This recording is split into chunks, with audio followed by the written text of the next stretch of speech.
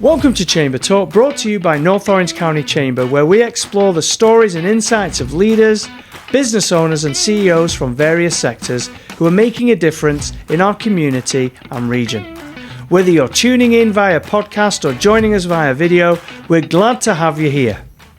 Today in Chamber Talk, we're sitting down with somebody who has served as a police officer, a mayor of the community and a community leader, and now a candidate for California's 45th Congressional District. Chuong Vo joins us for a conversation that goes beyond headlines and campaign slogans. We're exploring his story, his leadership style, and how he approaches the major issues facing families and businesses within our region. Thank you so very much for joining us today, Chuong. Thank you, Andrew, for having me. So I want to sort of go into one of those first ones and just ask people about, could you share a little bit about your journey and your experiences that shaped you to who you are today? Absolutely. If you have the time, I would love to start from the very beginning. Please do. So my family fled Vietnam back when I was 1 year old. I'm the youngest of 7, so there was 9 of us. So prior to us fleeing Vietnam, we lived in a house that was taken over by the Communist Party back when Saigon fell. Mm-hmm. And in doing so, they pretty much isolated us into a small little room. And being a family of 9, that's very difficult. And so my parents decided to flee Vietnam. And we were one of the first groups that fled Vietnam by boat. And so luckily and fortunately for us that my father had connections with people with boats at the time. And so in the cover of darkness, they decided to take everybody, the whole family, the seven kids and my parents decided to sneak out and met one of the boat captain's operators. And this, by the way, the story is told to me by my sisters and brothers. Obviously, I was too young. You're only one, weren't you? Yes. And so interesting story to me, too, as I'm hearing it. And so as we're fleeing, me being 1 year old, the youngest in the family, the operator basically told my parents, like, you cannot take that 1 year old with you because we're hiding. We're trying to conceal ourselves, and if your baby cries, it'll give us away our location. Because at the time it was a Communist Party that took over, and so my mom said, "No, I'm not leaving. Me back." Thank goodness. At the same time, I also asked her, "Wow, that's a huge risk you took," because the risk that she took was the operator said, well, if the baby comes along and if he cries, we're going to have to cut his throat and throw him overboard. And this is the story that my mom told me and my sisters and brothers, and it was shocking to me.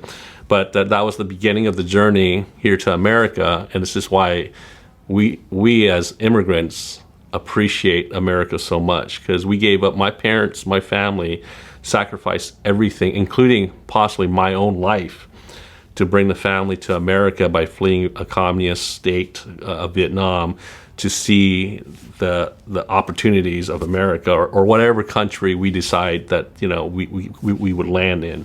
And so we fled for 3 days. We were on a boat for 3 days. Water was completely out after the first 24 hours. Luckily for us, my father and the operators were able to land us on an island in Malaysia. And at the time, there wasn't much going on in regards to boat people because, again, we were the first wave in sorts. And so they really couldn't understand what to do with us. And so we ended up being in Malaysia for a few years. And then we got sponsored over to America by another family that was already here in America, sponsored by a church in Washington, the state of Washington. And then that family from Vietnam settled in Southern California. And they legally sponsored my family over. And so that process started back when I was 3. Wow. So I arrived here when I was 3 years old, back in 78. Yeah, 78, 70, yeah, around there. And so that journey started. I became, obviously a citizen of America. My whole family worked really hard. We were on welfare growing up. My parents were, a family of immigrant descent, no jobs, gave everything up. And we all worked really hard. And I'm proud to say today, my family, and including myself, obviously, we're contributing back to the government by working hard, paying our taxes, and just giving back to a country that gave my family so much. and so proud of that. And then from there, I went to UCLA. Graduated from a school called Lusinger High School out in Lawndale. And back then, a lot of Vietnamese folks landed in Lawndale around the same time as Little Saigon. And obviously, Little Saigon in Westminster grew even bigger. But so from there, went to UCLA, met my wife there, and I decided, when I first entered UCLA, I was a biochem major, and chemistry just wasn't for me. And then back up a little bit, my interest when I was young, and I don't know if you remember, Andrew, watching Chips, Poncherello and John. Great show. Yeah. Well, that's the show that started my career in law enforcement. Wow. And we'll talk about that later. But watching that growing up as a kid, I told myself, hey, I want to be a police officer. But of course, my parents had different, goals for me, and they wanted me to be a doctor and so forth. And so when I went to UCLA, I majored in biochemistry, pre-med. And for the longest time, I was like, man, I still want to be a police officer. This is what I want to do. I want to be of service to the community. I want to give back to this country that I love so much. And the way that I could do it was to become a police officer. I always thought it was an honorable profession. And like the story you said, you wanted to serve. And and just throughout the whole college experience, I kept on going back to that. Right. And then I realized this is what I really want to do in life, and I'm going to do what I want. Wow. And so I decided, when I was done with school, I was going to join the police department. And so I did. I put in an application and became a police officer. And I actually trained at the Orange County Sheriff's Department Academy. And I was in class 131 for all you Sheriff's Academy grads out there. And so became a police officer. And then from there, I transferred over to, I started at UCLA Police, by the way. That's where I first started. And Campus Police? On campus police, because I was a student there. And then so I decided I'm going to leave. I had a good paying job at the financial aid office. And I took about a $3 pay cut to work as a service, we called him a community service officer at the UCLA Police Department. Right. And because I wanted just to see how it would be like to work for a police department. And at the time I was a student, and I was trying to find a reason why, one, if I really wanted to do police work, or maybe it would draw me back to what my parents wanted me to do, which is pre-med, right? Right. But I wanted to make a decision where I would be happy with. Right. And so that's my personality. I always made sure that I did the things that I want to be happy doing. And so I decided, hey, it's a great experience. And then at the time, there was a sergeant at the UCLA Police Department who knew that I wanted to be a police officer. And he said, hey, why don't you apply to be a police officer at UCLA first before you decide to work for, and at the time I wanted to apply to the LA County Sheriff's Department. But they had a hiring freeze. Oh. And so fortunately or unfortunately, and like I said, everything happens for a reason, the sergeant said, why don't you just apply for us and work for a couple of years, and then maybe lateral over to the Sheriff's Department. So I did that. And I worked for 2 years as a UCLA police officer and decided, hey, it's time for me to leave. And so I decided to apply for the Torrance Police Department. And they picked me up, and I've been there. I worked there for 26 years. Wow. And I just recently retired this year in June. Well, congratulations. Well, thank you. Well, thank you for serving. Yeah, and so during the time of my career as a police officer, I just didn't have enough of service, I guess. And in 2015, 2017, and 2020, I was appointed as a planning commissioner. Even backing up even further, how did I get into politics? I'm sure you want to know. So as a police officer, I was happy doing my jobs, doing the things I need to do. And then I moved to Cerritos, right? Became a police officer, bought my first house when I was my mid-20s, I believe.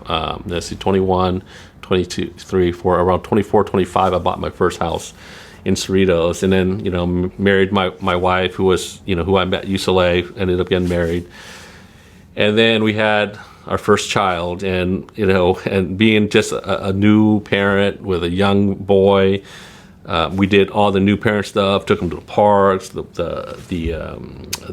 facilities, the gyms, the pool. And so when I was at the Cerritos Park East swimming pool, I was giving my son a shower after he just swam in the swimming pool, and then I heard some sounds in the bathroom area, right? In one of the stalls, and that's kind of strange. And I noticed, I hear a little kid sound, right, just playing in the water, in the toilet water. And so I went back there, just being, just who I am. I say, hey, and then I looked. There was a little girl. I remember it was a little girl in a boys' locker room, bathroom. And so I looked around. There was no parents or anything. So I walked her back out to the front desk. And I said, hey, you have a little girl that's in the, and I don't see any parents. And then, plus I had my child still in the locker room. I told him, hey, I got it. So I rushed back there and I gave it to the staff there. And then I was done taking care of my son, came out and realized the girl's gone and the staff's still working. And so I just asked simply, hey, what happened to that little girl? And the staff told me that, her 14-year-old brother came by and we gave her to him. And I was like, well, okay, he already lost her once, and he's only 14. Like, did you not bother to try and contact a parent or an adult? And they're like, well, no, we didn't. I said, dude, what is your policy on lost kids? And at the time, it's interesting because fast forward later, I'll tell you why policy is so important when I became a council member. At the time, they said, well, we don't have any type of policy on that. And I was shocked. And so they said, if you have a problem with it, contact the city council.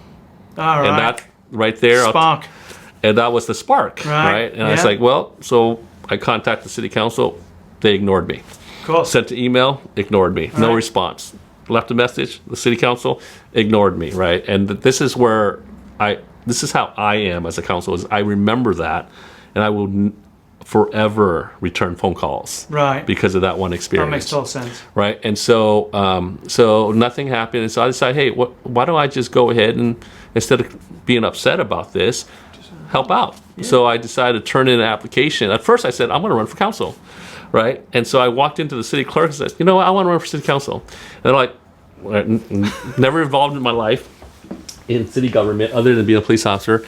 And I remember the city clerk at the time just brought out a stack this thick. And I was like, oh my gosh, I got to do all that just to run for city council? It's like, yeah, you got to fill out all these forms. I'm like, let me think about it. So I went back and said, you know what? I don't know if I can be a city council right now. Let me look at some other ways. And so I started researching, and then I researched that the city council appoints commissioners and committee members. And at the time, there was this councilwoman. Her name was Carol Chen.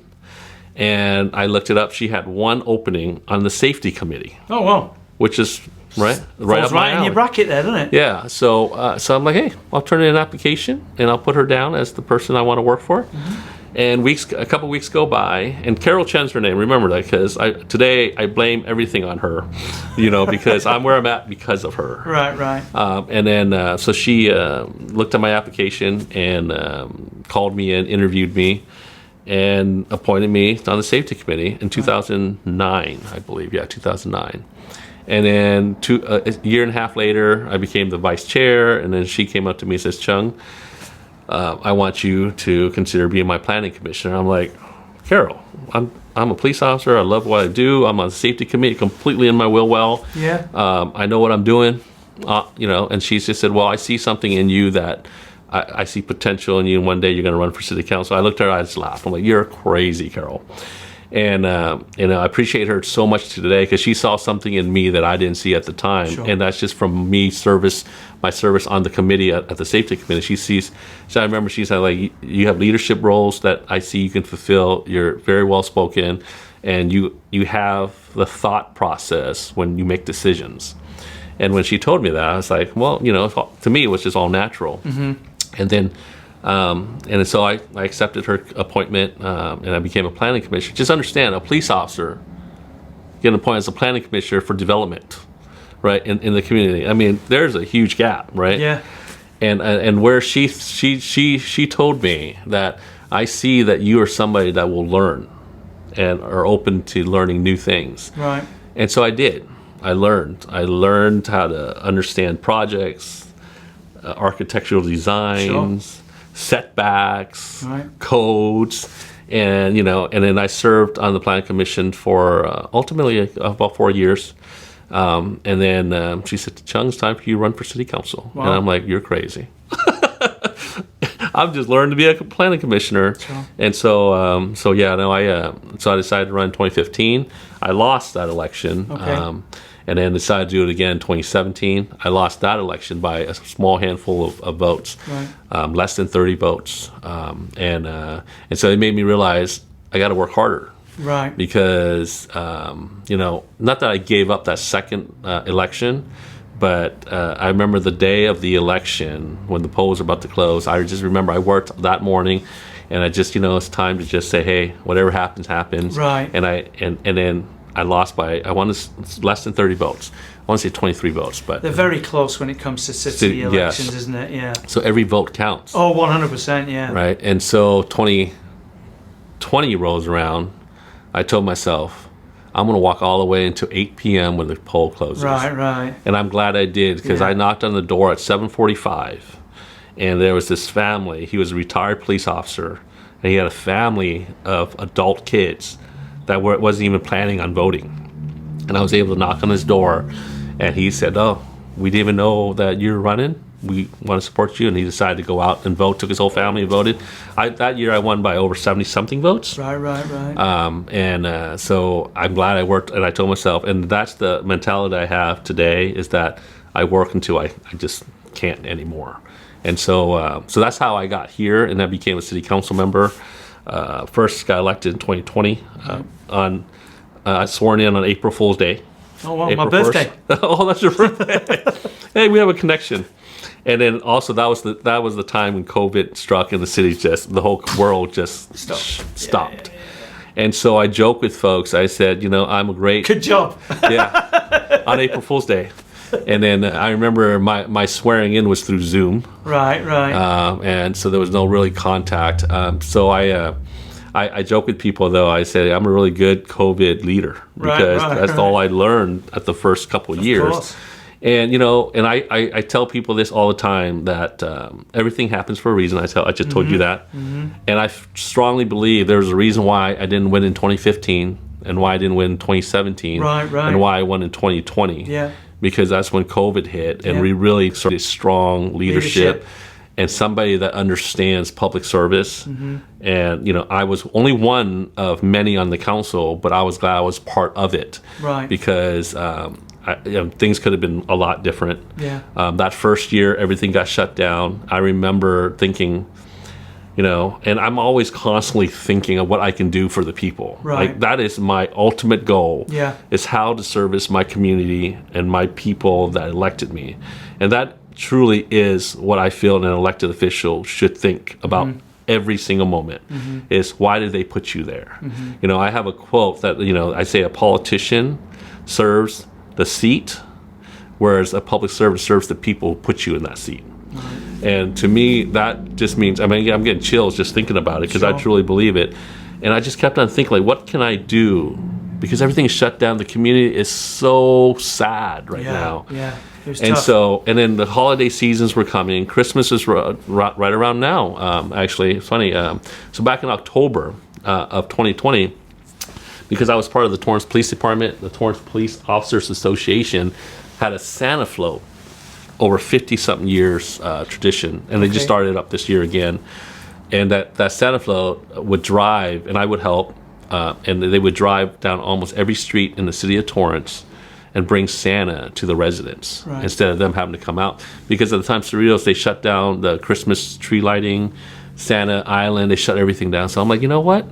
Let's bring Santa to the residents, and because it's COVID, we'll just drive down the street. Santa can wave at everybody. Everyone can come out. Cool. And so, in October, I initiated that. I wrote up the plan. I asked for sponsorship. And it didn't cost us anything that year, because I was able to secure donors. Nice. And then that was the first year of the Christmas Santa float. And it went for the whole time I was on council. Wow, that's cool. Yeah, and we purchased, I remember buying that Santa float from Fiesta Floats, because at the time they were part of the Rose Parade. Right. Well, everything shut down. Yeah. Well, they had floats just sitting around. They're like, it's taking up space. Right. And I remember we bought that float for $10,000. And then it includes the decorations and the Christmas decorations and everything. And just mind you, when I started researching this, just to get a plain trailer with nothing on it was about $15,000, brand new, right? Yeah. So this was a real float that was in the Fiesta Floats, and so But yeah, so I did that, and then every year after that, I was constantly thinking what I can do for the community, and I was really proud of my service on the city council, and concurrently working as a police officer. Sure. And I would work graveyard weekends just so I can serve the community, and also on top of that, I was a father of 2 boys. Right. I was fortunate that I had a job that I can pick my schedule, and so I worked weekends graveyard so I can make sure I take them to school in the morning, pick them up after school because my wife's a teacher. She leaves early in the morning, comes home late in the afternoon. So we were fortunate that I could rearrange my schedule to take care of our 2 boys, and in doing so, I was available to also run for office. So it all worked out. It's a lot of work. I remember people always tell me how you do it, and it's difficult. Yeah, it is. But when you have a passion, though, it pushes you to do it. So I'd like to go back a little bit in your story there, because there were a few things that you mentioned. I'm gonna have some tea while you're asking. Oh, please do. You were, you came over here. You were like about 3, you said, and then obviously later on, go Bruins, because I know my wife loves. She went to the same university. Yes. So she'll definitely watch this podcast. You've moved up. Yeah, 100%. Yeah, I definitely married up. You mentioned that obviously, the struggles your mum and dad went to, and to get from where you start from 3 all the way through that. Obviously, for you were growing up in America. What did mum and dad do to support you all? Because I mean, people don't realise this, that they're coming to a country, probably didn't really speak the language, everything's new, but they still had to. And yes, I understand you can get food stamps, but you've got to help your family. It was a lot of work for my dad, and even for my mom actually. And my dad had passed. But my father. I'm sorry, I'm getting emotional because my parents sacrificed a lot for us. Yeah. So my dad, when he came here, he came from a fishing community in Vietnam. So he purchased a boat completely run down, and he worked day in and day out, night, and just constantly worked on this boat at the boat yard in Redondo Beach, over there, King Harbor. Oh wow! And he brought this boat back to life all by himself. And built a fishing boat, got his fishing license, worked, and then he became a fisherman out of King Harbor in Redondo Beach. My mom was a stay-at-home mom because she had to raise 7 kids. There were 7 kids, right? Me being the youngest, so she had to stay home. While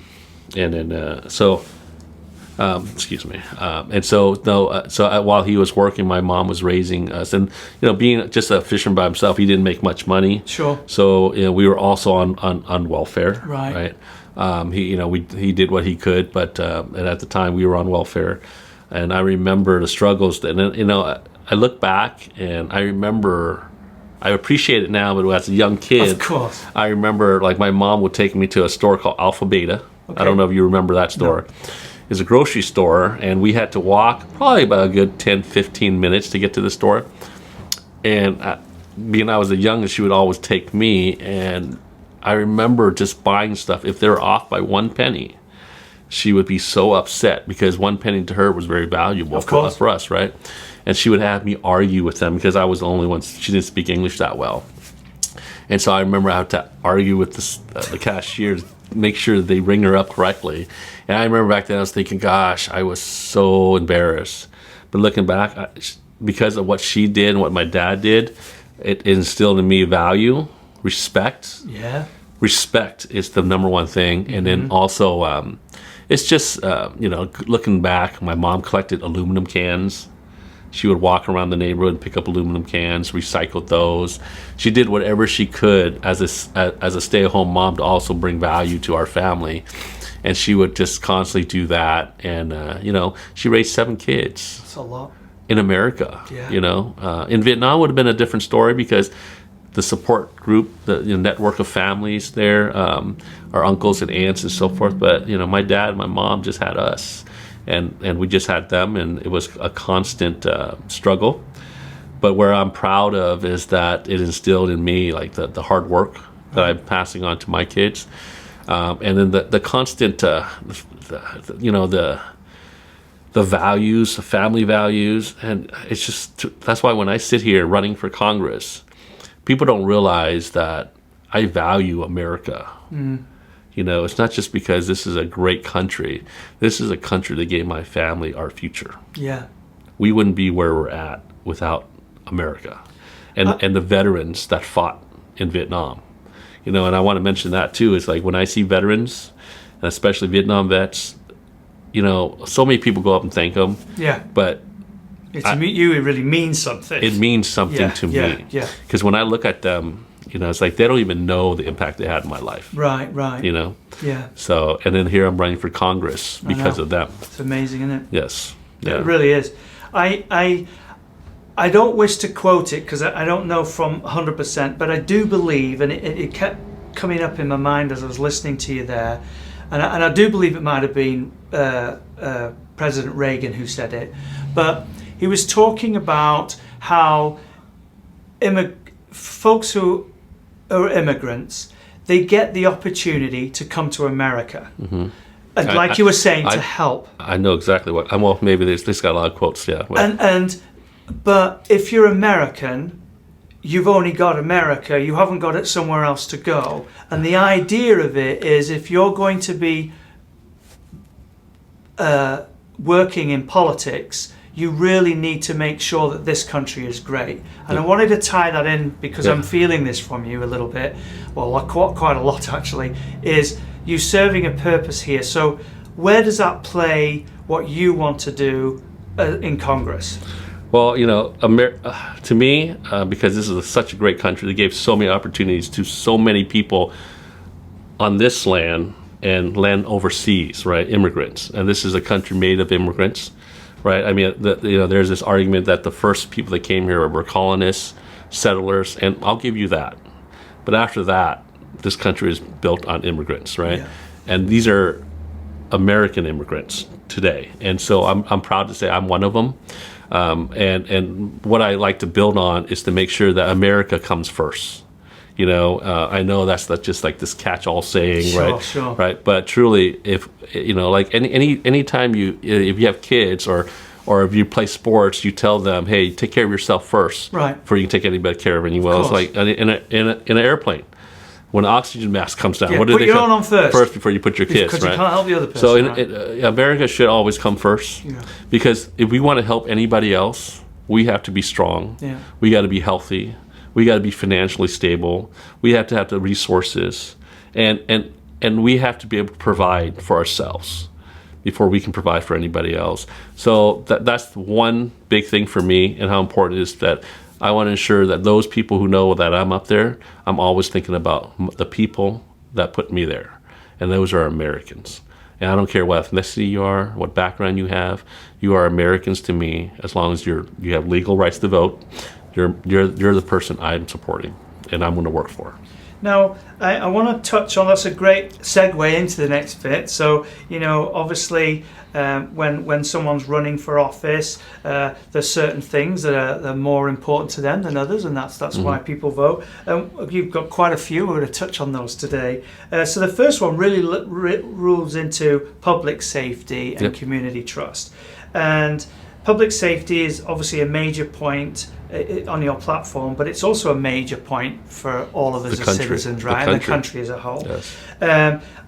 Rather than just ask you different things, I know you've got, you know, what you'd like to share about it. Where do you feel this is going to play a big part for let's start at home, the 45th district, before we move on to everything else? Where do you sit with that? Well, the 45th district isn't unique in itself on safety. I mean, crime is, you know, there's no boundaries for crime. No. There's no safety only for certain areas, right? You know, there's not something we can just also put up a wall, in a sense, right? Locally, anyways. But no, safety to me is a problem, not just in the 45th, like you said, but it's really just throughout. And, you know, as a police officer, I see it firsthand here locally, and then statewide, we have a problem. It's gotten a little better, but not to where it should be. As a police officer, I've seen how many times that when cops do their job, they get basically backslapped and saying, hey, thanks for doing your job, but we're going to release this crook. Right. Or you're out there working your heart out, and we're not there to support you. So in the 45th, what I plan on doing is really easy. is to be there and be present for not just the people that we serve, but the officers, the police officers that serve them, and make sure they have the resources. Because at the end of the day, public safety to me is a bedrock of communities. If you don't have safety, you don't have really anything else, right? You have concerned people that don't want to come to your neighborhood to do business. You have citizens that don't want to get out of their house because they're worried about getting robbed, mugged, or hurt, right? Safety is the bedrock of any civilized community. Right. And in order for us to thrive on that, as we got to make sure that the people, one, believe that they're safe, because that belief is huge, right? And if we don't provide the resources for them to believe it, in the efforts of helping the law enforcement effort to make sure that they have the resources to training to do what's right for the people they serve. And so as the 45th in Congress, I'll make sure that those individuals that need the resources get the money from Congress, make sure they get the training from Congress, passed down through the local levels. But ultimately, the money comes from the federal government and, of course, state. But to me, we need to provide the resources for them. Now, having experience as a police officer, and then also having experience on city council, commission, and then obviously being a city council member, and then even being the mayor, how do you see, or where do you see the challenges in sort of working, I'm not going to say fix, but working on this particular thing? Because obviously, as you mentioned, then you've got cities, you've got states, you've got counties, you've got all these different people deciding what they want to do. How do you feel you're going to be able to get them all together and, hey, come on? What's interesting is that, I'll back up a little bit. When I was, first elected during COVID, like I said, and then slowly as we were getting out of COVID, I attended the Mayor's Conference, the U.S. Mayor's Conference and the National League of Conference, and I was part of the safety committee, appointed on the safety committee for those. And I remember sitting there, and then during the time when there was that civil unrest during the COVID days, me being an active police officer still working, and I remember hearing other mayors from other cities throughout the whole country say, we need to reimagine police. We need to defund. And they used those words. They did. Defund the police. And so I was sitting there as a police officer like, man, I didn't feel appreciated. I felt basically pushed aside. All the work that we've done to get to where we're at to make sure that our community is safe meant nothing to these folks. Yeah. Because all they cared about is talking points that was popular for their base. Right? What they didn't know is that there's cops actually working the streets, having to deal with the stuff that they're just talking about. And so fast forward 2 years later, 3 years later, when all that's done, and then the same folks that sat in that same committee, now we're asking, hey, how come we can't retain police officers?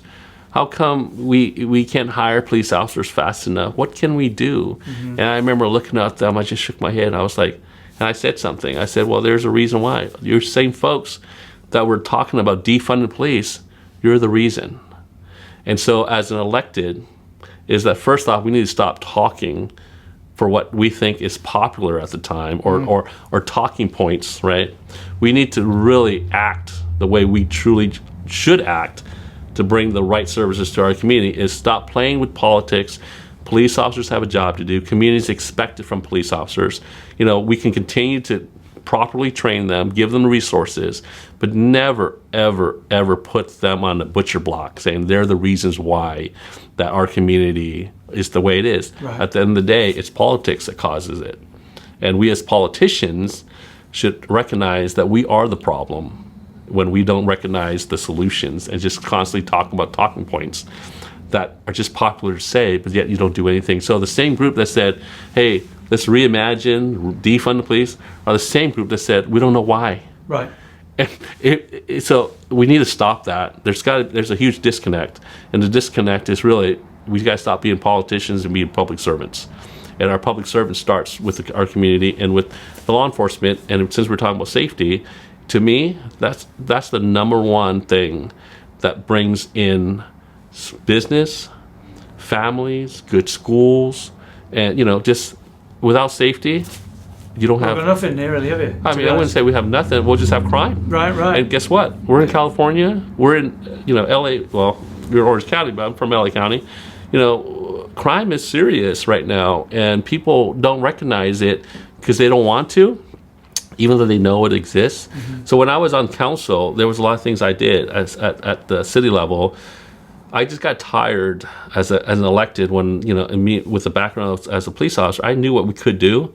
I just got tired of the same excuses at the federal level and even at the state level. It's like, oh, we can't do it, we can't do it, we can't do it because of whatever reason. So I just said, hey, you know what can I do at the city level with the money that we have? Right. So with that, I remember one of the biggest complaint was commercial enforcement. Our cities didn't have a commercial deputy, which control the trucks going up. So I started that. We had complaints about commercial enforcement for years, but no one really did anything. So I said, hey, why don't we hire a deputy, train them, and become a commercial? So I did that.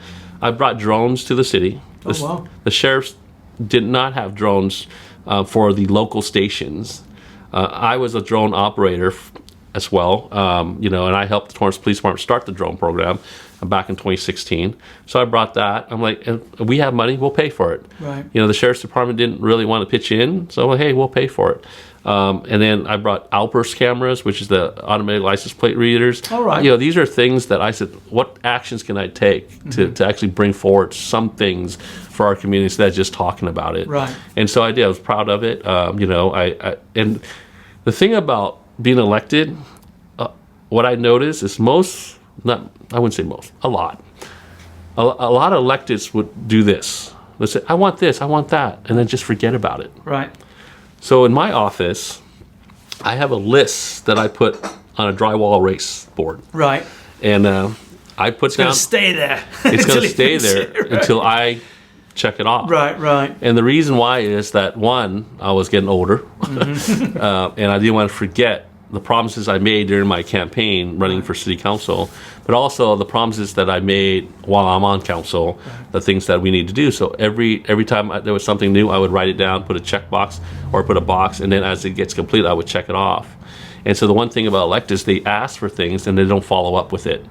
And then also it gets kind of disappears unless the community continues to come back and then up in arms in it. And then now it's a big deal because the community got tired of waiting. Right. So I didn't want them to have to be tired of waiting. I wanted them to see results.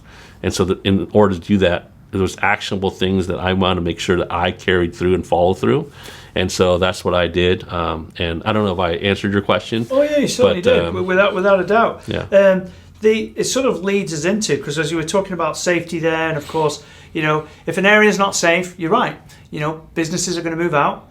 People are going to eventually go, well, I don't really want to live here. I'm going to go somewhere else. Example of that, San Francisco. 100%. Yep. Schools. We hear often about gangs, and that's a prime area for them, or even drugs. So moving on to that sort of moves into the economic pressures and the cost of living as well. Big spit word right now, as everybody's going, well, we're going to do affordable housing, which really isn't affordable in what we generally would is anything affordable? Ask about affordable. Yeah. Because they're taking it from an average. But I know that obviously that's on your mind with the cost of living and the pressures about that. Would you like to share a little bit more about where you're looking to? Sure. So affordability is huge, right? Because I'm not rich. I was a working person. I would like to think that I'm an example of probably the average person that has a job, has a family, and we're constantly trying to figure out how to pay the bills. I'm not saying that's difficult, but I think I worked hard, like most families work hard. And what we're tired of seeing is that our government is constantly taking that extra money that we're working hard away. Right, so affordability, one is I want to make sure that taxes are reasonable for our country. Government constantly over and over again, instead of just trying to find solutions, the easiest thing to do is tax folks. Right. It's so easy to ask for more money. Sure. What you should do is balance your books, find ways to save, cut things that are unnecessary. And that's kind of what I did in Cerritos. Right. And it's not really asking for money because it's tax. They just take the money. Yeah. Well, there's two things that are for sure in your life: death and tax. Right. Right. But I understand that tax is there's a need for it. Sure. But there's got to be reasonable. So affordability is giving people back the money that they work so hard on. There's states out there that don't even have state income tax. How are states like that surviving when California here takes so much from us? And do we see the results? Let's be honest. Do we see the results? I mean, I see roads that are still in despair, and I see buildings that need to be fixed. You know, and Orange County is unique because you do see some good work in Orange County, right? Sure. But so affordability to me is important. And when you brought up affordable housing, it's so easy. Just say, let's just take money and make affordable housing. Right. How about we take that same money and give the resources to the folks that need affordable housing to make them successful, make them earn a living, and then make them buy a house. Right? The American dream. The American dream that I'm living. Right. And so many people can. But unfortunately, to me, government, depending on where you live, it really, they put a little pressure point on your life. And it's difficult for many people. It's difficult for those that work hard and earn their money and then realize they have to give a third of their money, a quarter of their money to the government. I mean, and you understand taxing wise, right? And I'm going to go into a little bit is, people think, oh, income tax or federal tax, it's about 20-some% or 60, depends on your tax bracket, right? But the income that you make gets taxed. And then that money that you have in your bank now has already been taxed. But when you go buy something with the money that's already been taxed, you get taxed again. And then you go buy a house, it gets taxed again. Taxed yearly. And it's like taxing over taxing. So if you've already been taxed for the money you made, why should you go when you go use that same money that the government already took? And they tax you again. So from $10, they say they take $3 already. And now you only have $7. And then when you use that $7 to go buy groceries, they tax you on the $7. And so really that $7 was only worth $5. And then when you go buy a car, you get taxed on that, And so I think we really need to look at our tax system and make sure that we're doing it for the good of the order, but protect the money for the people that give us the money. I feel that's a real breakdown project, isn't it? Because you think about it, it's a system. It's not just like you're saying, oh well, you can take this away or you add that. No, you've got to almost go back to the drawing board and really you got to work, figure it out. You got to work. You got to work. It's so easy to say, give us more money. But when you have people that are willing to work and sit down, and I'm not just talking about staff now. I'm not talking about, I understand. I'm talking about the electeds. It's so the electeds have so many staff members. And time and time again, the staff members do everything, and the electeds just go to meet and greets and shake hands, right? We need our electeds to actually work, and I'm not saying they don't, but I'm saying that should be the takes all hands on deck type that of thing, should be your role. Yeah. You shouldn't just get elected and then disappear. If anything, once you get elected, that's when the work starts, and that's when it's even harder. Campaigning is hard, it is. But once you get the job, now everything you promise, you better deliver, right? And then granted, sometimes you don't know what you're getting into, and you learn as you go, and then you realize, oh, some of those things I promised, it's hard to deliver, but it doesn't mean that you don't try. You have to try. That's you've got to keep on it, keep it on that board until you've done it, right? So moving a little bit into, again, basically the same thing, but part of our money, the billions that have been invested federally into homeless programs, and have been, there's lots of mixed results and lots of mixed views of whether we're going the right way and we're not. Again, what's your take on all of that? We are definitely not going in the right direction. I mean, when we can't account for billions of dollars that the public has given to the state, and there's no record keeping of it, we're going in the wrong direction. I see it over and over again when we spend money on shelters. Those shelters aren't really being used in a way that these people who need it deserve, right? There's no programs in place. It's frustrating to me over and over again when we have people who really don't know the business say that they are going to do what's right. Right. Right. For example, public safety. How many times elected officials say, "Oh no, public safety is my first priority." I understand. They've never worked a day in a boot inside a police car, ever putting handcuffs on anybody. Right. Same goes with homelessness. Right. You have to have the experts that do it, and stop getting in their way. But then also, you got to make sure the people that are doing it correctly. Right. There's got to be accountability. Mm-hmm. There's got to be supervision. As you know, in Orange County, we had an elected county supervisor that swindled money from the people to his family, right? And so we can't have that. But understand, that's probably still going on. We just need to identify it. We need to hold people accountable. And just recently, I believe someone in Beverly Hills just got arrested, indicted, just recently in Beverly Hills, a developer for doing the same thing. Right.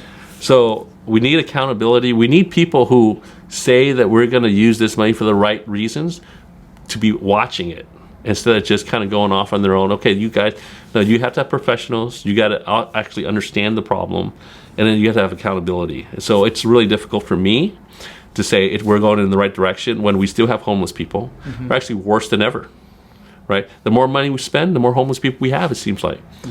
And then, so where's the money going, right? It's going to developers. It's going to nonprofits. And I have to say, nonprofits are great, but when you have nonprofits that have individuals that are out there spending money on their own for themselves, and a small percentage of it only goes to the people they're supposed to help. Yeah, it's the wrong way around, isn't it? That's the problem. Yeah. Nonprofits, they're only nonprofit because they spend the money on staff and so forth, and I get it, right? But you got to do it for the right reasons. And unfortunately, sometimes I feel like the homeless problem, they don't want to solve it. Because if they do, then there goes their income, right? So we need people that really want to fix it. And, there's people out there that do. And it's unfortunate, but we can't have them living on the streets either, right? To me, that itself is difficult to see. When there was laws in place before that says that, the police can't touch them unless they have a shelter, so we're going to leave them there. No, we need to do something to get them off the streets, to make sure they do have the resources. And we need to allow law enforcement to be able to deal with that as well. Do you, on that side, obviously, being in Congress, it's very different to your local electives and everything else. And again, you've got all these other entities, let's say, that are deciding how they want to play the game. How do you feel that Congress could maybe better work with the state, let's say, because it starts at the top, doesn't it? Yeah, let's all get along. That's a good one. Let's all get along. At the end of the day, if you're in public office, you're in public service. So why are we fighting over who serves who, when we serve them, and with what? Let's all work together. Let's work together to provide the money and the resources that the taxpayer give us to do the job. And so we need to build relationships. We shouldn't be burning bridges. We need to work hand in hand. And that's kind of how I roll, is that, hey, if you can help me, I'm going to help you. And you mentioned Ronald Reagan. He's actually one of my favorite presidents, by the way. Ronald Reagan, I was younger then when he was president, but Reagan has a saying, like, when you don't care who gets credit, you can get a lot done. Mm-hmm. And I truly believe that. Just get the work done. Because I'll tell you, as an elected, a lot of them just want the credit, especially when they don't even do it, but they're a part of the vote. Right. And they'll go out there and say, I'm like, fine, go ahead. Say all those things, but we got it done. Right. And I'm in the background just knowing it was me that helped. You got it done. Yeah, and I'm like, hey, you go out there and announce it. I'm okay. I don't really care who gets credit for it, but the people now have it. Yeah. So which is most important, really, isn't it? Yeah. And so, and your actions always speak louder than your words anyways. I really believe that. And the people who do know me, they know what I've done. I don't need to go out there and say, hey, look at me. I did this for you. They'll feel it, right?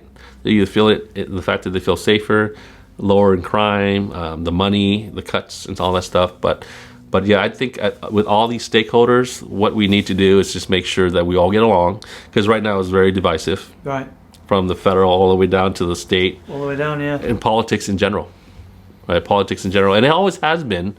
But I'll tell you, it's just gotten so far left and so far right. We just need to figure out how to bring everyone back, because you don't solve anything when you're constantly fighting, right? When you argue with a friend, you can get things done. But when you argue with an enemy, you'll never get things done, because they're always enemies, right? So, I'd rather befriend you and then disagree than, fight it out, and not get anywhere. Yeah. So to answer your question, I think we just all need to figure out how I can help you and you can help me to give back to what the people expect.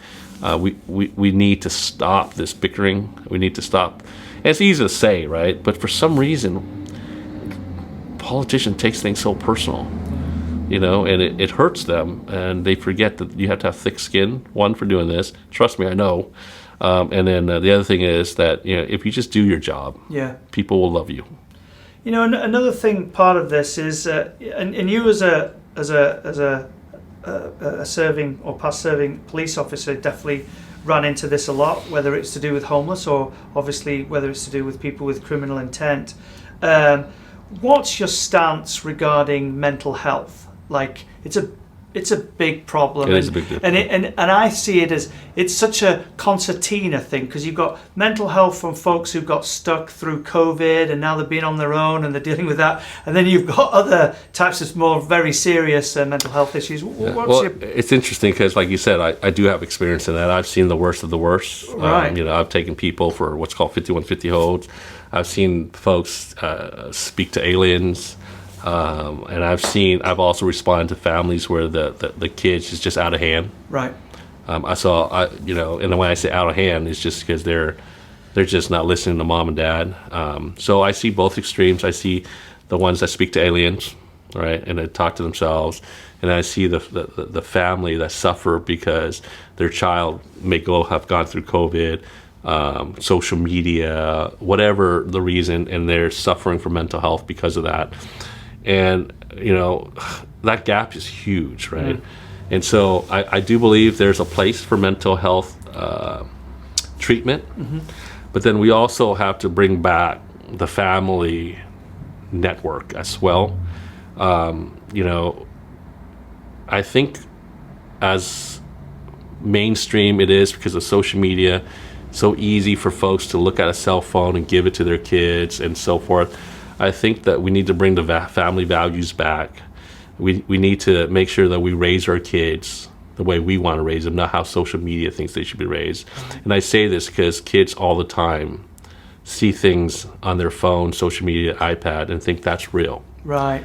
And that's one of the reasons why today there's so many youth that are against authority, right? Because they really think that, hey, this is what's on social media, and so I have rights, Right.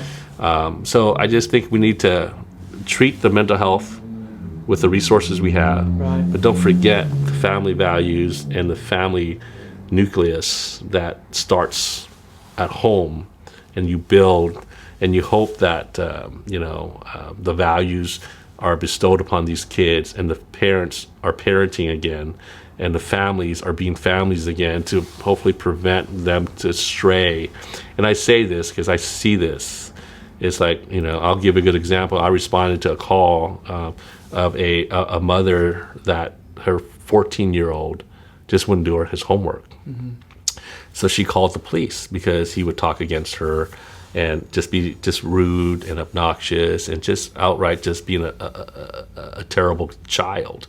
And so she called the police. And so when I got there, I'm like, why is this a police matter, right? It should be a family issue, right? Right.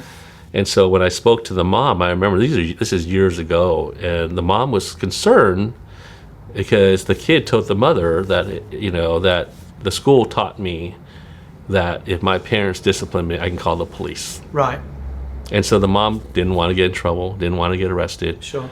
And so I just said, he told you this? And she's like, yeah. I said, well, what would you like to do? I said, I'd like to discipline him. And I said, well, you go ahead. And I told that child, I said, son, you don't have the right to call the police when your parents discipline you. Beating you is something different. Right. But she's going to discipline, ground you, so forth. don't waste our time. This is not a police matter. This is a family matter. And I just gave your mom the authority to be a mother again. We never had a call back to that house ever again. And we had calls before that because the mom felt concerned. She didn't have the information, right? Sure. To be the mom that she wanted to be. Yeah. And so, and I bring that up because in today's age, raising family is tough. You got, like I said, social media. So many other people are trying to raise your kids. Right. And parents sometimes forget that's their job.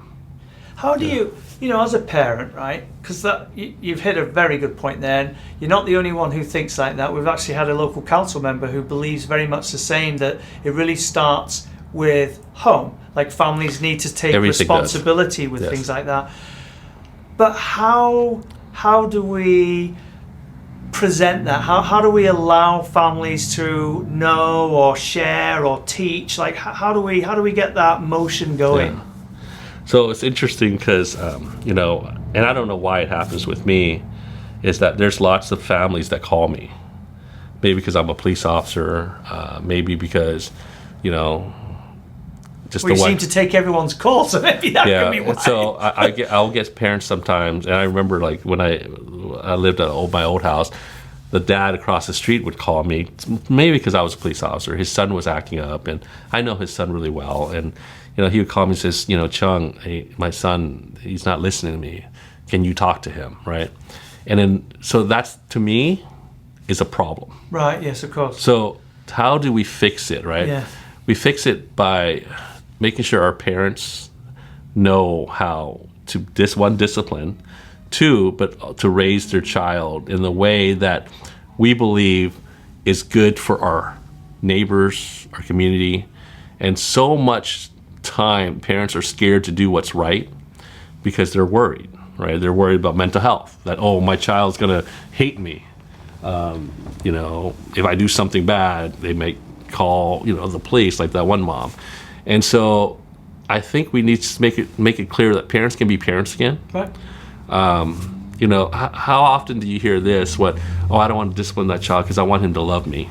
I want him to, you know, I want to be happy. Well, that's something that you need to understand, you need to fix, right? You know, they'll love you, respect you, and grow up to be good members of the community. But if you don't parent, that's the problem. So to answer your question, the way I do it is how my parents raised me. I can't fix somebody else's way of being raised, right, or family values. I just know that this country needs more of it. We need to understand that our problems do start at the home if we don't fix it. And I just wish that parents can identify these problems early and take initiative early. And here's another issue. It's like some parents, and I everything I'm telling you is from experience. Right. You know, some parents tell me they don't want to do anything because they're too young. We don't want to yell at them because they don't understand at age 1 or 2. Sure. Let's wait until they're 5 or 10 when they can understand. Well, by then it's too late, right? And I share this because, you know, I have a family member that really believed in that, and his child was out of control by the time he was like 7, and then he went to the next extreme. Now he's disciplining. I'm like, whoa! You allowed him to act this way. Yeah. It's really your fault. Yeah. And if you had just recognized the problem early, identify it, teach him, then he would understand. But all of a sudden now, you went completely like cold turkey. Yeah. You allowed him to do whatever you want, and all of a sudden you couldn't deal with it, and so now you're saying, hey, this is the discipline now. So, you know, if it's training for parents, you know, there is no book that you can really teach. Yeah. Right. I think it comes down to family values. I think dads need to be dads again. Moms should be allowed to be moms. We need to stop letting the exterior world interfere with our belief system. You know, time again, we do let the public and the mainstream media interfere with our home because we let it in. We allow them to not brainwash our kids, but let them have access to our kids. And if your kids are not strong enough to know what's the difference between right and wrong, is a huge influence for them. Now, you know, as you're mentioning that, you know, what fell in my mind is most folks would, there's a line, isn't there, where government does government things and it steps aside and allows the community or the rest of us to live our lives, right? Because there's a Depends which branch. That's true. Or which but there should be a line there where it's not crossed, is it? And what you're talking about there has nothing really to do with government. That's to do with community, families, and everything else, right? Yeah. But there was a big prudent point you touched on there, which was to do with things like the internet, online services, platforms, social media, AI. AI is going to be telling you what to do next. So that is something that can be sheltered from government officials, whether it's federal, state, whatever, depending on it, because a lot of that's coming from, especially if it's coming from on the business sector or what have you. Mm-hmm. Where do you see that line draws, or things that you can, I'm asking a big question here, but where do you see that we fit in together and we can work together on that? With AI, social media? Yeah, with AI, social media, where the government can step in, because it's not just Well, I think maybe. When anytime government steps in, free speech is a problem. Right. Where government should explore is how to regulate the safety of that. I like that word, explore the safety of it. Explore the safety of it, right? So when you have systems in place that might be hurting our country, right, we need to explore safety issues for that, right? But I do not advocate for interfering with free speech at all. Right. But I do advocate for a method in place to stop the illegal stuff that do happen on social media. Because there's a lot out there. There is, and I'll give you a good example, right? When I first got on council in 2020, it was COVID, civil unrest. They used social media to organize groups to go to the local malls, to ransack, to, I don't know if you remember that. Yeah. And again, I'm always constantly thinking, well... That was reported on the news. Yeah, that was reported. But so the problem was, right, there was no consequences for these folks when they post social media posts and, hey, show up here. Right. Because there was nothing really says that you can go after that person. Right. And you can't go after the social media platform for allowing them to post. Right. So I remember I tried to push a resolution to get the federal government and the state government involved. And it got shut down because, it was an issue with freedom of speech. Sure. I remember people would call me from other places in the country, say, how dare you, interfere with social media? And I was like, no, I'm not interfering with social media. Right. What I'm interfering with is criminal behavior on social media, right? That's not freedom of speech. You can't outwardly say criminal things and think that's protected. And so, so I believe in that, where government needs to come in and make sure that we can regulate the criminal aspect of people who use the platform for criminal activities. So, but in general, I don't support government should be interfering. So, I guess your question is, how do we balance that with community and social media? And it comes right back to the same answer: it's family values, right? So I trust my boys. Right, I trust my two boys. Do I regulate what they see? No. You know why?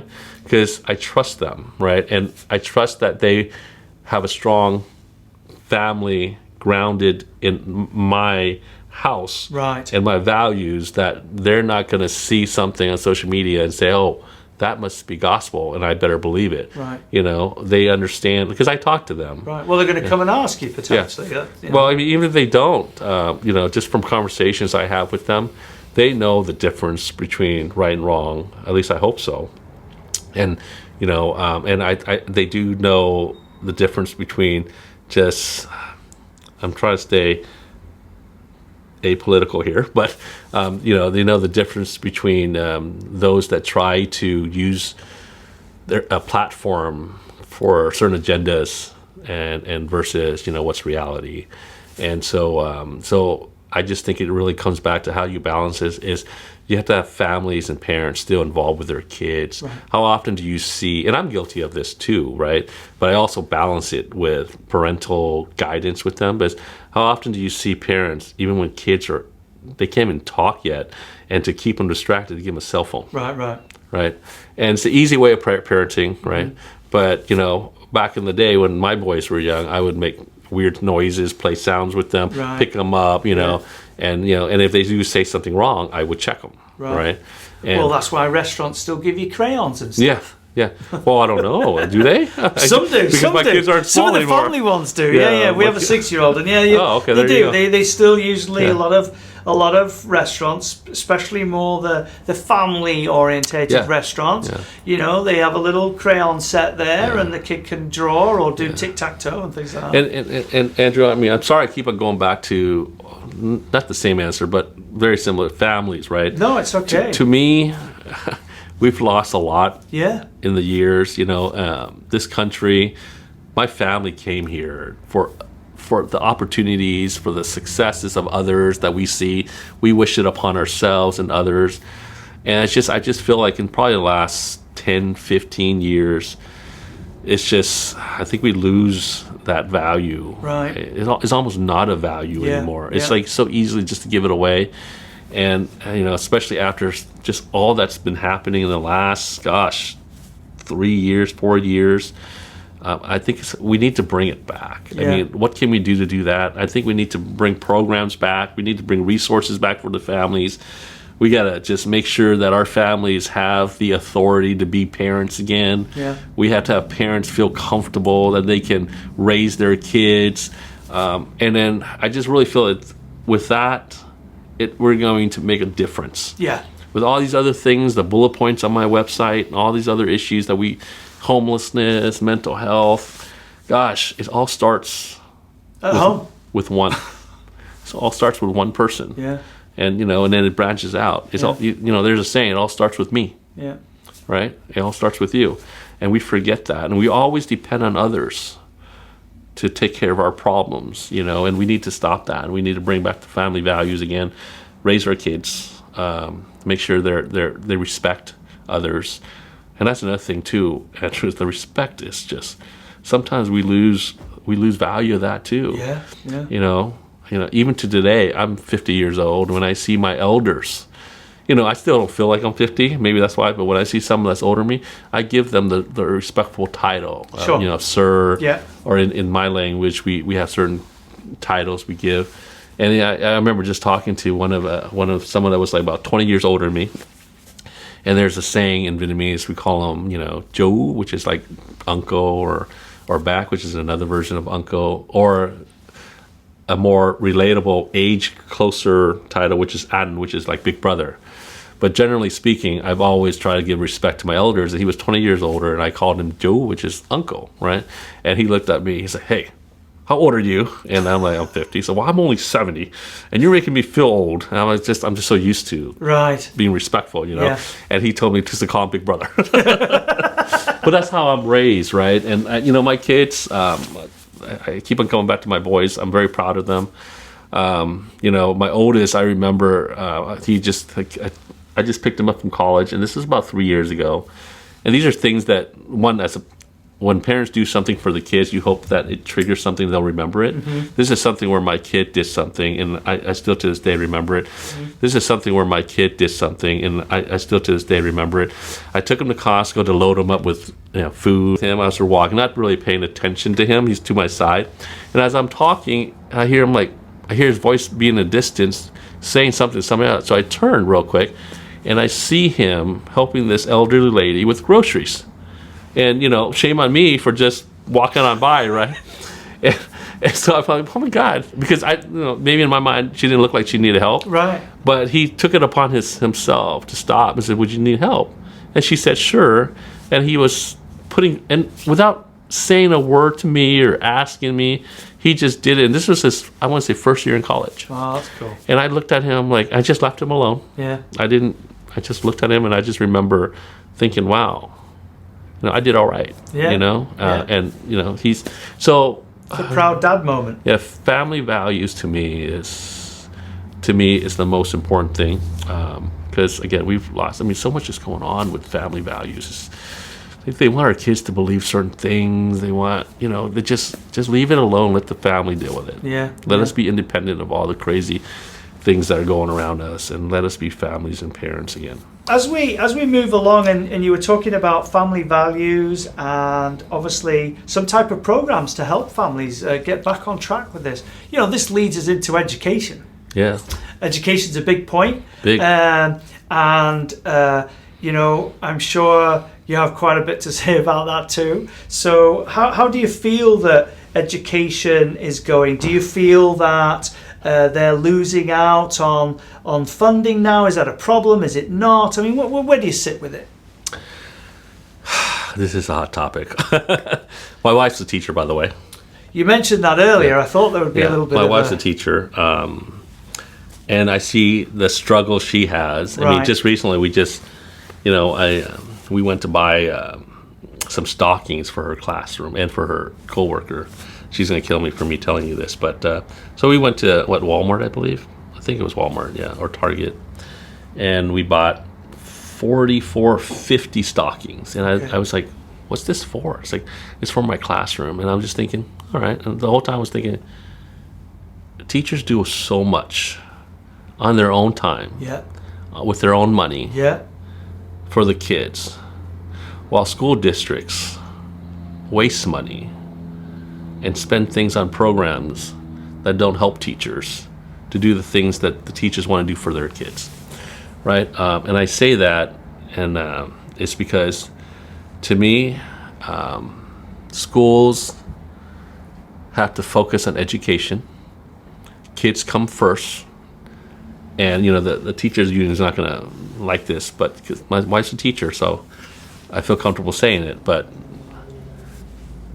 students come first, not teachers.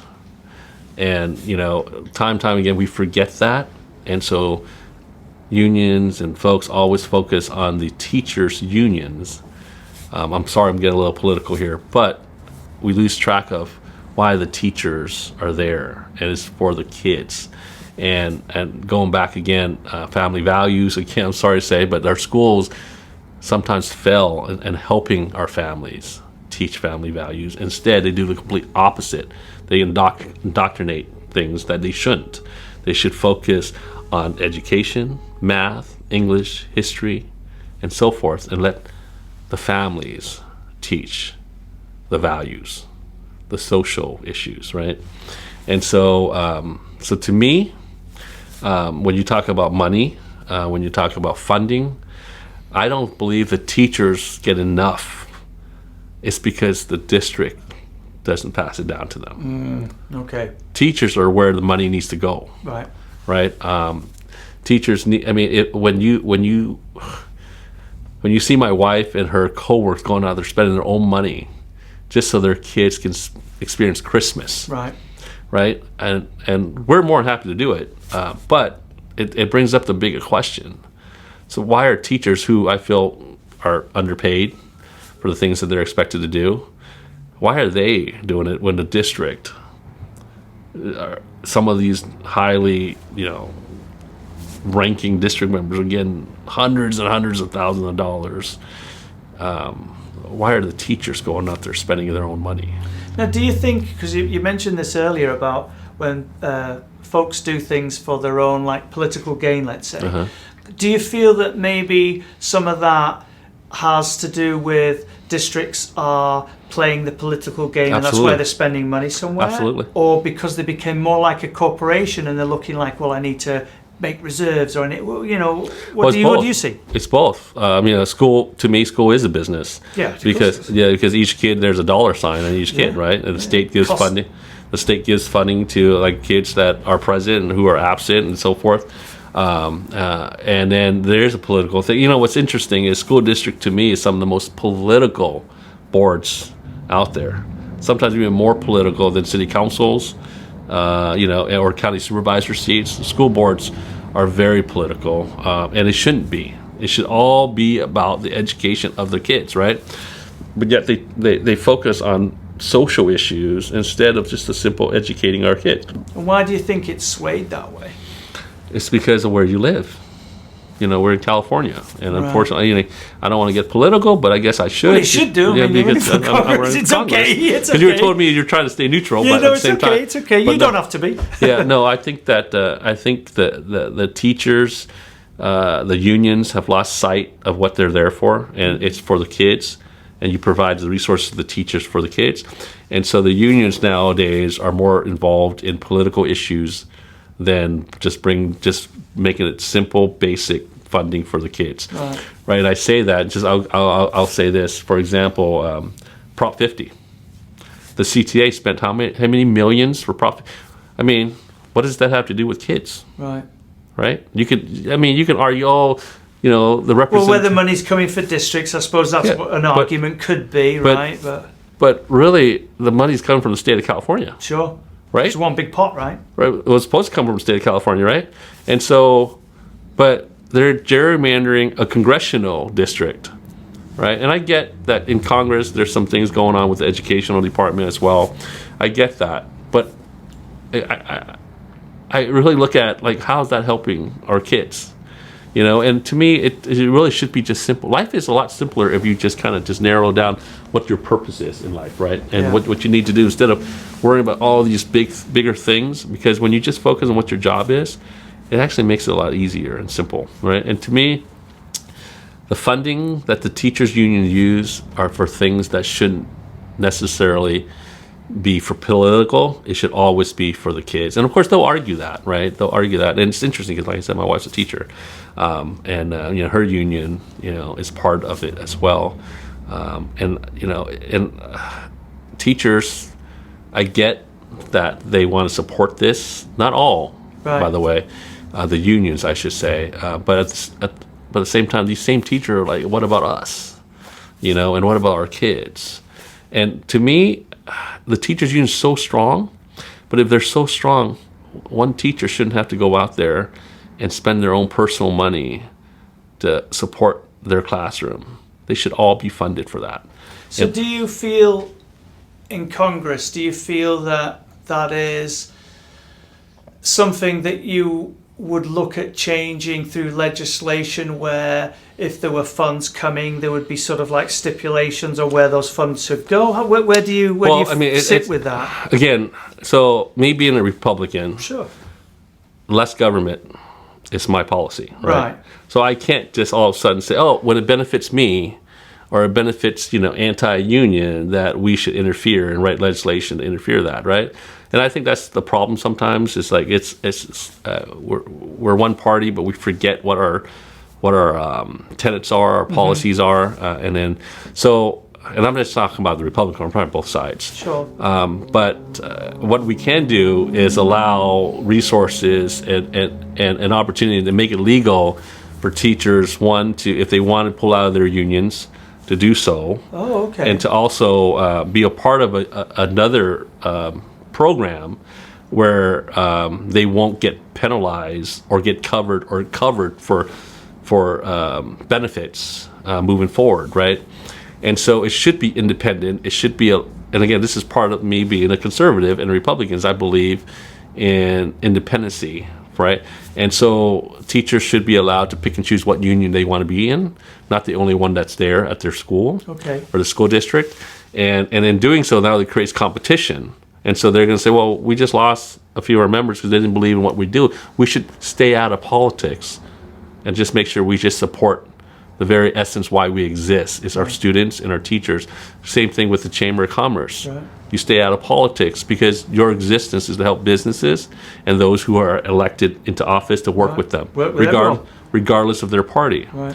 So when you're allowed to be independent, and then all of a sudden, because I believe there is a program out there that allows teachers to join a different union or a different group, but it's not widely accepted. And so how do unions really control their members is where their union dues go. It covers their benefits, legal defense. I know this because I'm a police officer. I was part of the association. It's very important that we get represented, right? So that's how they control it. But when it's free market, eventually these unions will start losing members, and and that's why they don't want it, because they can control their members, right? And so I just think it needs to be a free market. There's a purpose for everything. Right. You just got to compete for it. And so legally, I was looking to how we can allow these union members to join whatever they want. If it's another union somewhere that gives better benefits, or because they believe their cause is stronger. Right now, there's a stronghold that if you work for this company or this group, you have to be stuck there. You got to pay your member dues, and then our board directs what happens. Wow. You know, and I use this, and again from experience, is that, you know, when I was a police officer, as the president of I was actually the president of the Police Officer Association, which in essence you can call it a union, but we believe it's not, just because we're an association. One of the things that separates us from unions is we don't have the right to strike. No, exactly. There's no work. Thank God. Right? Yeah, well, there's a good reason for it, right? And we take an oath to serve. So regardless of what our benefits are, what we believe, how much we should get paid, ultimately we took an oath to protect our community. Sure. And we're not going to just stop just because our benefits aren't there, right? And so you know, when I was president, we moved from one group into another group, and because that group allowed for independency, and it just worked better for us. It was a lot cheaper too, and it's been great for our members. And when I was the president of the association, I remember, and I was a safety committee member at the time in Cerritos, so I had like the experience of being in a public sector as a, you know, not elected but as appointed. So I was dealing with politics a little bit. And I became the president of the association. I remember going to the city council in Torrance, and I just introduced myself, kind of like what you're planning on doing tonight, right? Just going to just say, hey, I'm the new president, and this is the time when they're negotiating our package, I believe. And I just told them, look, you know, I just wanted to be very clear with you here. And me, first time a president just showed up at a council meeting just to speak. I want to be very clear with the council. First, I want to introduce myself. You know, I'm the new president, and I want you to know that no matter what happens at the table, I promise you basically that our members will continue to serve this city regardless. And, you know, and I walked away, and then, you know, because, you know, we took an oath, we believed in it, and we're going to continue to work, you know. So that's why we're different. We're not really a union in a sense, because we don't have the right to strike. You know, the way you mention it there, all I'm thinking is what you'd mentioned very early on about freedom. And freedom of, you know, speech, freedom of, you know, doing what you'd like to do. Yeah. And it's almost like your freedom's taken away if you're told you can only join that one group. Or it's not really. Well, yeah, I mean, technically it's a choice when you apply to work there. Well, you know? sure. So, you do have an option sometimes. It's completely not be a member at all and not pay your member dues. Oh, okay. But then you don't have any coverage. I see. So you don't have you lose benefits that the union promises. So they give you a reason why you should join, and they definitely punish you if you don't, in the sense that they don't, you know, everything that you deserve they'll take away. Right. But yeah, no. To me. You know, it's all about allowing the folks to decide on their own in everything, though. You know, and you know, in life, I'm big on that. It's like, hey, less government intrusion. Let government be there to protect us. You know, government shouldn't tell us what our rights are. They should be there to protect our rights. You know, that's a really you're great at segueing without even knowing.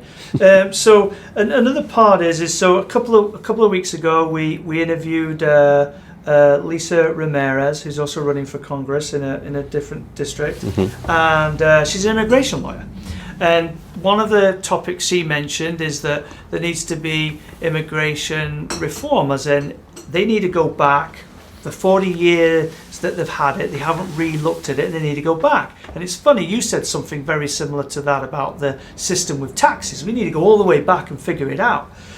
Where do you stand, and what do you see politically even regarding immigration, border management, legal pathways? Yeah, so first off, nothing's ever cut and dry, but nothing's ever fixed. No. So when you say, let's go back and look at things, we should always go back and re-examine things. We can't just say, hey, this is the way it is forever. Right. Everything should be evolving, you know, policies, laws, procedures, and so forth. We should always make sure that we look at it and see, is it evolving in a way that makes sense for our time, right? Because America today is different than 1776. Sure. Right? So we have to constantly evolve, right? So for someone to say, yeah, we need to go back and fix it, I agree, but not just fix it, just to fix it, to make it better, to make it current for what fit in today's life. Today's lives, right? That the impacts on our lives today are different than 30, 40 years ago, right? And so, so I agree that we should always look back. Immigration, what I see today is, well, first off, I believe in immigration laws, right? We're not a country if we don't enforce our immigration laws. Not a lot of countries out there have, well, before Trump, had borders that are so wide open that anyone just cross. Gosh, when I go to other countries, I'm scared to death of their laws. I make sure I follow the rules, because the last thing I want to do is get in trouble in a foreign country, right? But I don't think we have that level of concern when foreigners come to our country illegally. And so we definitely need to enforce our laws. We need to make sure that our borders are definitely secure. You know, we are not safe when we don't have a secure border. And the way we're located geographically, it's easy to cross our borders illegally. And so we need to make sure we protect it. Immigration today, the way it's being enforced, you know, one of the things that I've said, and I think Lisa brought it up to you, is that my approach as a law enforcement officer is what I'm seeing is that we need our immigration agents to get more resources, more training, and the hiring behind it to make sure we're hiring the best of the best when it comes to individuals that are given guns and badges to enforce federal laws, right? We should not cut corners when it comes to background checks. We should not cut corners when it comes to training, to let our agents, one, make sure they have the training to protect themselves, but also protect the folks that they have to enforce, right? And then protect the community. And then three, they give them the resources that they need to follow through on the enforcement side of it, right? And I say this, and I'll use this as an example. And, you know, it depends how you take it. But, you know, you have, when you see on TV, the media, right? You see these agents going out there, enforce the law. They work hard. Their lives are threatened. They have to a point where they have to protect their identity, right? People keep on saying, like, oh, you know, why are they doing that? People forget that they're in danger as well because of the far left that are going out there. I mean, far left, far left, right? They're going out there purposely trying to, you know, reveal who they are, where they live, their families. As a police officer, that was our one biggest concern from the day I started the academy to the day I retired, still to this day. I bet, yeah. Is that you hope people don't know that you're a police officer. Sure. It's hard for me now because I'm running for office, right? Right. But the one thing they trained us early on is do whatever you can so you don't identify yourself as a police officer off duty. Right. And when you're working, just make sure. Some of us, like at some point, they even said, hey, you might not even want them to know that you have a family. Right. Right? So a lot of police officers, what they do is when they're working, they'll take their ring and they'll wear it as a necklace. Sure. So that way, when the people they deal with don't know that they're married and have families and stuff and so forth, right? So this isn't something new where law enforcement officers are placed in danger because of what they do. Right. So people don't even talk about that. They're just constantly, oh, you need to identify yourself. You need to do it. And I get that. And we're a land of laws. And as government, we should be able to identify ourselves, right? Because we're the government coming, right? But uniforms they wear. There's no secret in who they are, right? Clearly identified what agencies they are. Now, can you also say that anyone can just go buy that stuff? Well, anyone can today buy anything. That's true, right? But at the end of the day, when you see things on the media, the hardest thing for me to say as a law enforcement officer is this. These agents are putting themselves in danger and putting the folks that they have to enforce these laws also at risk, right? And I say this because I really believe that they would appreciate more training. Because when you talk to law enforcement officers, police officers, they'll tell you, like, we don't approach a car and just open up the door and yank people out. Right. You know, that's dangerous, right? Yeah. So, I mean, it's not just dangerous for the person that they're dealing with for themselves, because you don't course. know who's that person in the car. You don't know if they got guns. So we approach very cautiously, but we always get the job done. It may take a little longer, and maybe that might be the issue, is that they don't have that luxury of time. But I'll tell you right now, there's no time in the world that you can bring back if an agent gets hurt or killed. So safety is utmost importance when it comes to enforcing laws, right? So as the whole immigration thing is, and I've said this many places, is that I want to make sure that the agents get the resources they need, the training that they need, and we don't cut corners and backgrounds when we come to hiring some of these. And I'm not questioning these agents. I think they're outstanding when it comes to the work they do, and you only see a small percentage of this on TV, right? All the good stuff, they don't mention all the self-deportation. They don't mention just the simple arrest that these agents make where there's no issues, no use of force. The media's only going to show the ones that they want to show, right? So it's maybe 10% of it. But unfortunately, that 10% everyone sees, and now it's magnified. And we always, as law enforcement, always make sure that we do it right, but also do it right when there's people around, because we don't want the public to say that, hey, you guys are bad guys. Right. We do everything we can to make sure that we are the good guys, and it means looking good also when it comes to the media. And so unfortunately, when we see things like officers going out there and doing things, sometimes I cringe, because I'm like, oh my God, that's just not safe. Right. And so at the level of where I'm going, I want to make sure that our agents get the training they need, and definitely the resources. And then I would like to look into, the hiring, because I was a background investigator for 6 years. Right. I hired a lot of police officers. And I'll tell you, we turned away a lot. I bet. No, right, we turned away a lot. Yeah.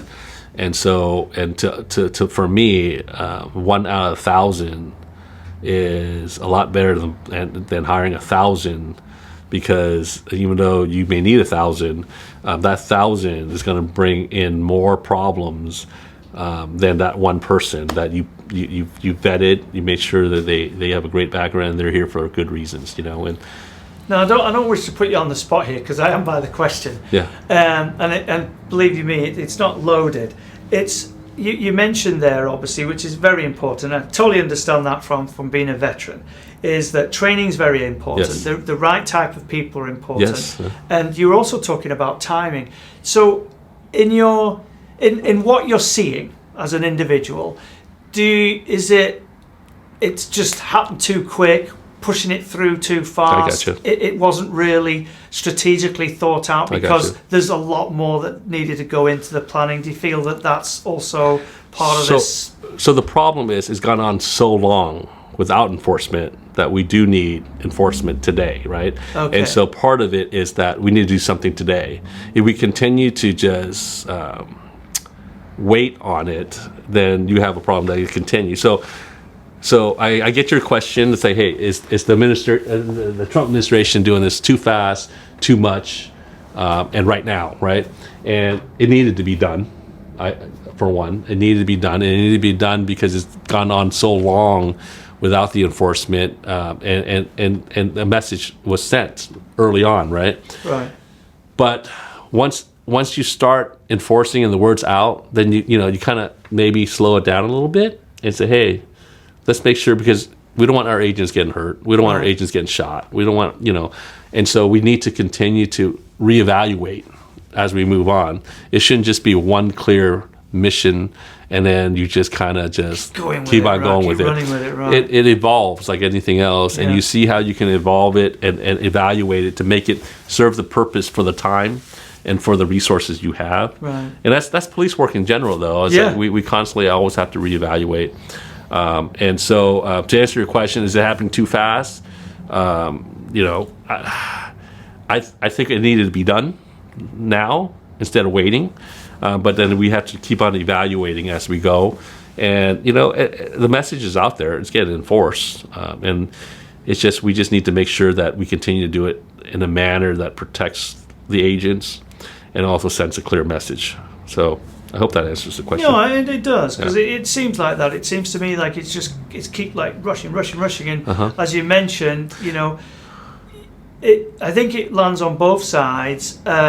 More importantly, one thing you touched there is training on how people approach a situation, but you are also putting those other people in a danger zone, because if you're not trained properly as to also how to protect them as they're in your care, your trust, your whatever you want to call it, there is a sense of problems there, because many people, if you're hitting a crowd, an angry crowd, you don't know how they're going to respond, and if you're unable to get through that situation, and at the same time you're now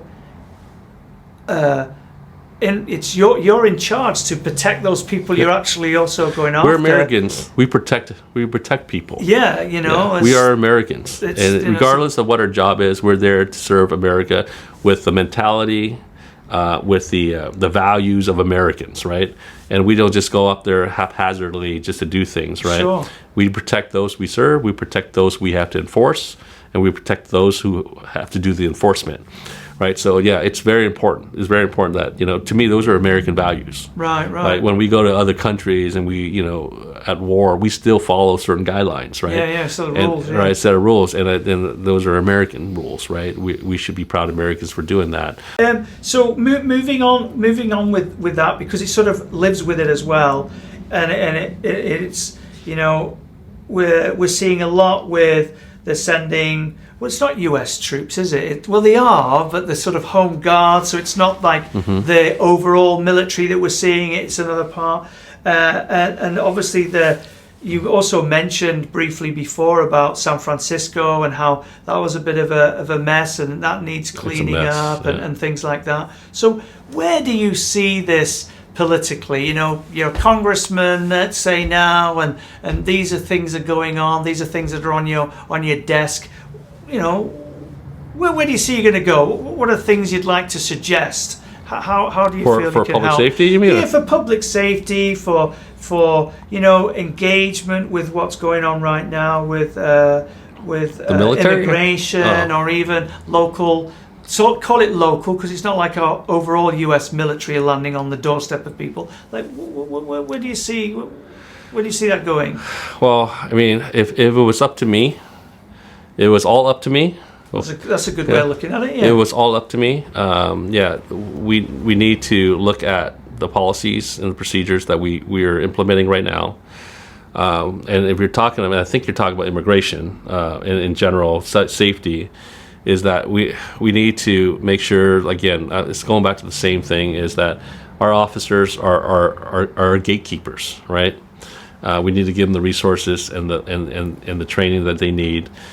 So it was up to me. What I've done as a hiring guy or as a police officer is that we give the authority to those who serve us, the authority to do it the way legally to do it, but to stop second guessing them and to make sure that they're out there doing their job that they're supposed to do.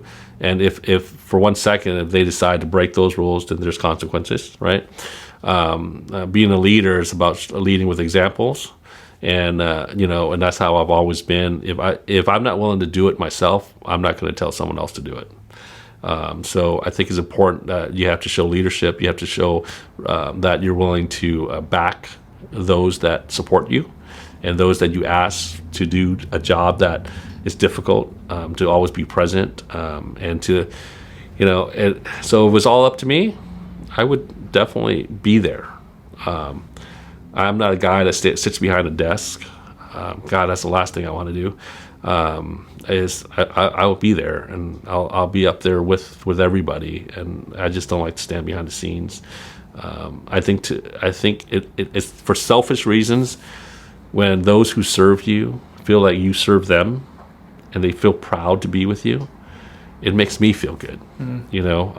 It's for selfish reasons. It makes me feel good, right? Because when I look out there and, in my constituents in Cerritos, when they tell me, gosh, we miss you, we need you back, it just feels good, right? Because it tells me I did a good job. Good job, right. And in the vote, and the ones that were second guessing me, the ones that were anti-Chuong Vo. And then when I got into office and I did what I did, regardless of how they felt or what they thought I was going to do, and time again, I always did what was right. And then they realized, my gosh, we were wrong about you. Right. And so that to me is very valuable to me. So to answer your question, if it was up to me, I think we need to value people again. We need to make sure that our job is about the people. And I kind of mentioned earlier before we got on camera, it's like there's politics, policy, and to me, people should be on top of the list. Right. And then from there, it goes right down to policies and politics. And so it's important that we serve the people. And yeah, I'm a people guy. Yeah. And so, moving through that, and coming back to really what we're here today, and we've learned an awful lot about you, and I really appreciate everything you've shared, because we've covered quite a lot. Yeah. You're the first. Oh, thank you. Well, so great. That's pretty cool.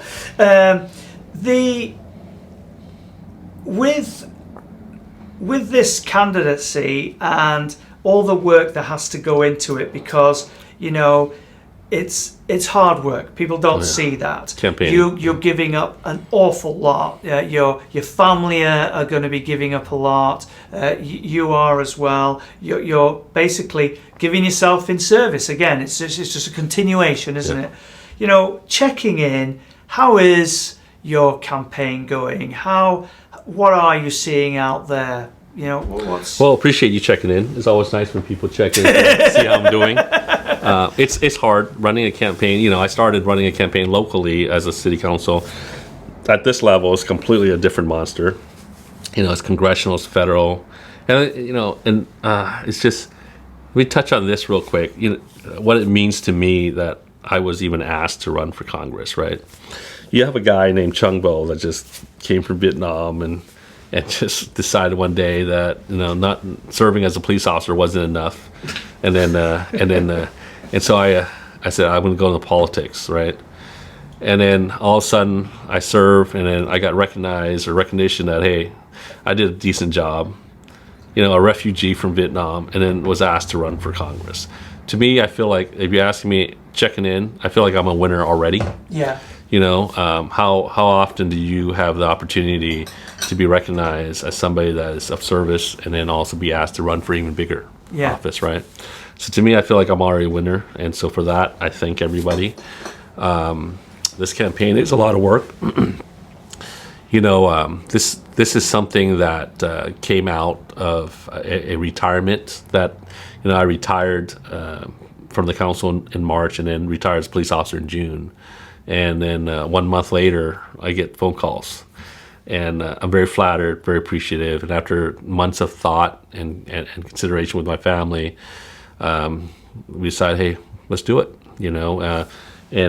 And since then, it's just been go. Sure. It's just been nonstop meeting people like you, Andrew.